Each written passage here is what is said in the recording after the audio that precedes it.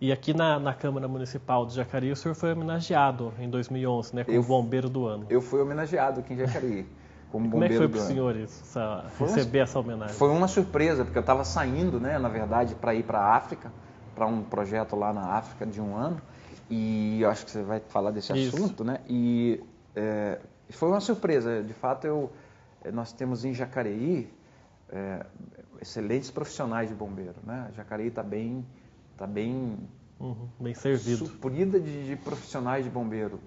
O bombeiro da cidade de Jacareí, em especial o lugar que eu trabalhei, são bons profissionais, profissionais dedicados. E foi uma honra para mim ter sido escolhido, já quase no final da carreira, eu tenho 26 anos de serviço, né? Como suboficial hoje, uma alegria grande poder ser reconhecido entre os amigos como alguém que, não o melhor bombeiro, mas alguém que contribui. Eu acho que aquela homenagem em 2011 tinha esse caráter de destacar alguém que gosta do que faz e quer contribuir. E eu acho que essa homenagem tinha mais esse efeito. Eu fiquei muito feliz, fiquei muito honrado. Trouxe minha família, meu pai, minha mãe para estar, minha irmã, e todo mundo pôde participar daquele momento de alegria para todos nós. E para aquele jovem que está assistindo esse programa agora e que aspira essa profissão de bombeiro, quer seguir essa carreira militar, qual o conselho que o senhor daria para ele? O que ele precisa ter para ser um bombeiro profissional, bom? Olha, acho que tem que ter coragem, rapaz. A atividade de bombeiro é antes uma atividade de coragem. Outro dia eu estive visitando as cavernas do Petá, lá no Vale do Ribeira, em treinamento de salvamento terrestre.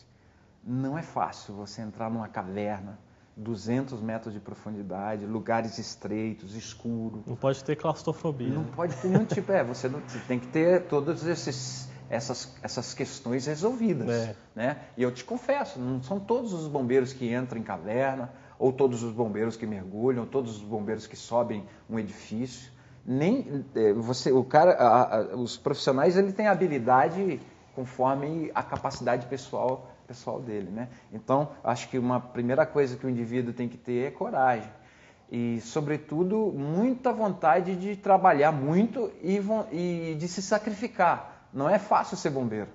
É uma atividade de muito sacrifício, em todos os sentidos. De maneiras que quem quiser tem que ter essa dosezinha de coragem aí. E de vontade de ajudar, né? Acaba um pouco sacrificando a família, o tempo de lazer, essas coisas. Muito. Por conta de escala de serviço. Às vezes, quando teve a enchente de São Luís do Paraitinga, nós chegamos a passar uma semana lá no local. Teve bombeiros que passaram uma semana lá, porque não conseguia sair do local, dado o envolvimento com a ocorrência. Afeta muito o indivíduo, né? É uma profissão que o indivíduo é afetado por aquilo que faz diretamente na emoção dele. Então a família é muito sacrificada nesse sentido. Agora vamos falar então sobre a ONG africana, né, que o senhor faz parte. Como é que surgiu essa ONG na sua vida? Quem que te apresentou essa ONG? Fala um pouquinho sobre uma isso. Agência. Eu tenho um amigo chamado Marcelo Quintela, é um dentista, odontólogo, especialista em apneia do sono. E ele me conhecia de outras experiências da caminhada da vida e ele se tornou presidente de uma ONG chamada Caminho Nações. É uma agência humanitária ligada a um movimento cristão liderado aqui no Brasil pelo pastor Caio Fábio, que resolveu criar uma agência de ação humanitária.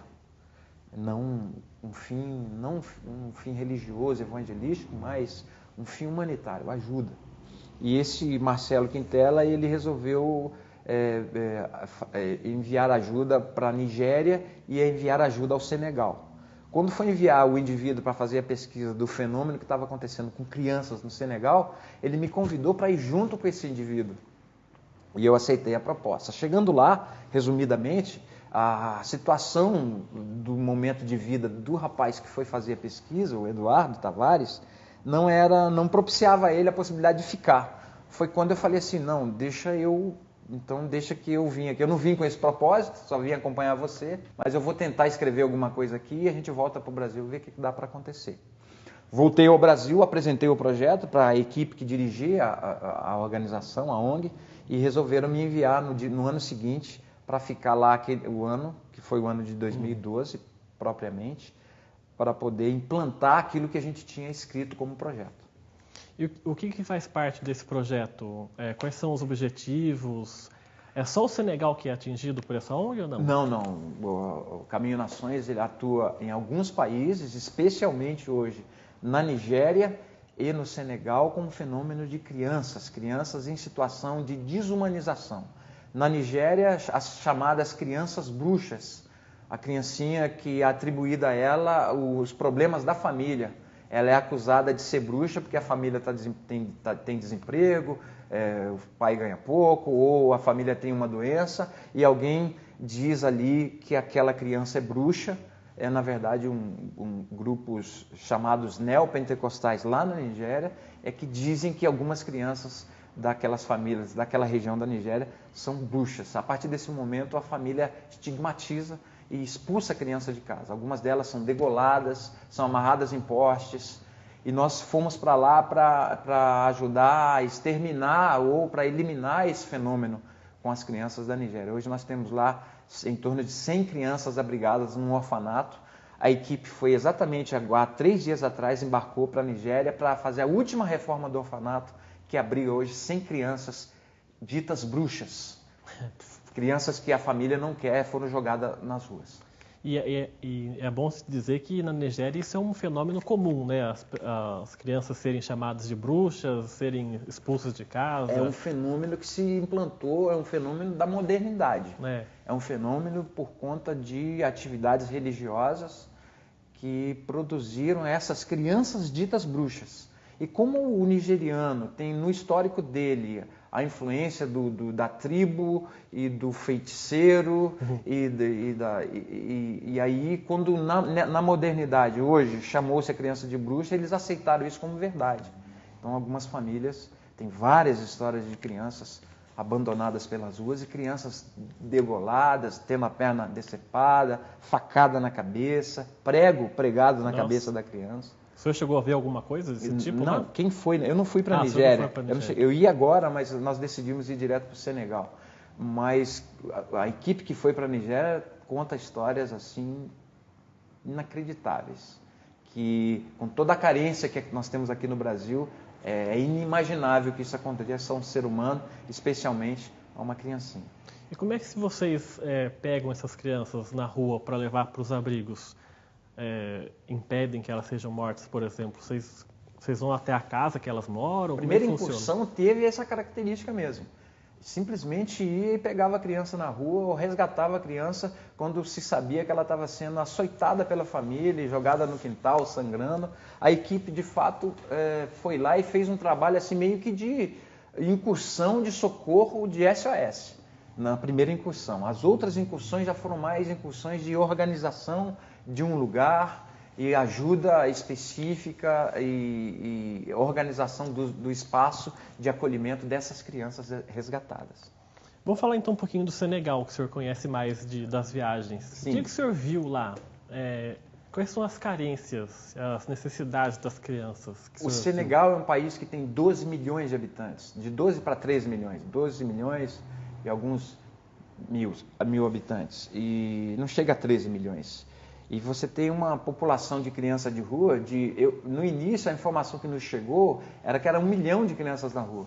Depois, com o tempo lá, ficando lá o ano que eu fiquei, nós descobrimos que não chegava a 1 milhão, mas alguém chegou a falar em 400 mil. As pesquisas indicavam 400 mil crianças na rua. Para 12 milhões? 400 mil crianças na rua, é quase meio milhão, e já é quase metade de 5% da população senegalesa.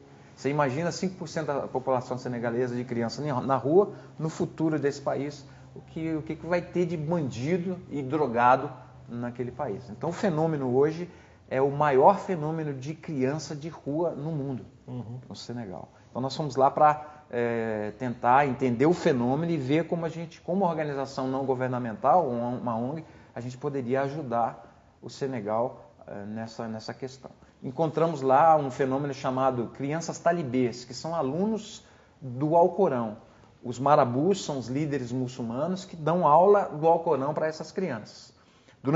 Em daras, assim, você vai na calçada, você tem um pedaço de madeira, uma cobertura de papelão e as crianças vivem ali embaixo daquele casebre, né? Tipo um barraco.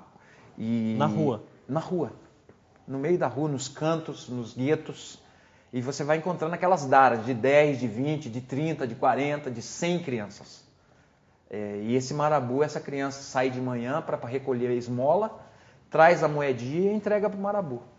Em alguns casos a criança apanha por não trazer nada, ela passa o dia inteiro sem comer, ela não tem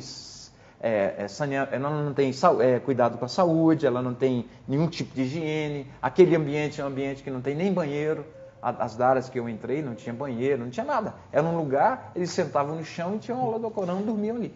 Que é mais ou menos o que acontece no Brasil, né? Com as mães que usam os filhos para pedir esmola também, crianças de fome. Mais ou menos, mas assim, não se compara a quantidade, né? Dado